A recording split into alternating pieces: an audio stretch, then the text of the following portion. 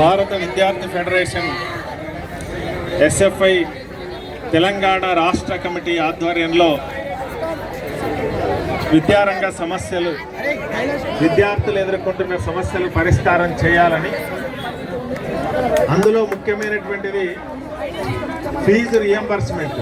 ఈరోజు ప్రైవేట్ విద్యా సంస్థలలో చదువుతున్నటువంటి విద్యార్థులు ఎవరైతే ఉన్నారో వారి ఫీజులన్నింటినీ కూడా రాష్ట్ర ప్రభుత్వం చెల్లించాల్సినటువంటి, గత బీఆర్ఎస్ ప్రభుత్వం ఉన్నప్పుడే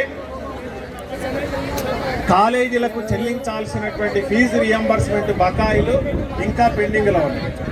అవి కాకుండా ఈ ప్రభుత్వం వచ్చిన తర్వాత, కాంగ్రెస్ ప్రభుత్వం వచ్చిన తర్వాత ఈ 2.5 సంవత్సరాల కాలంలో విద్యార్థుల యొక్క ఫీజుల్ని విద్యా సంస్థలకు ఇవ్వాల్సినటువంటి, ప్రైవేట్ కాలేజీలకు ఇవ్వాల్సినటువంటి ఫీజులు కూడా ఇంకా పెండింగ్లో ఉన్నాయి. బాబు,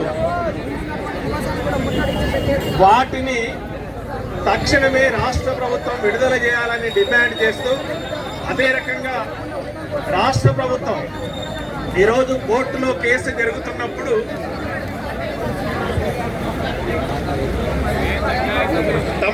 తమ్ముడు ఎవరు మాట్లాడద్దు, స్టూడెంట్స్ ఎవరు ఇక్కడికి వచ్చిన వాళ్ళు ఎవరు మాట్లాడద్దు. మన మహాధర్నా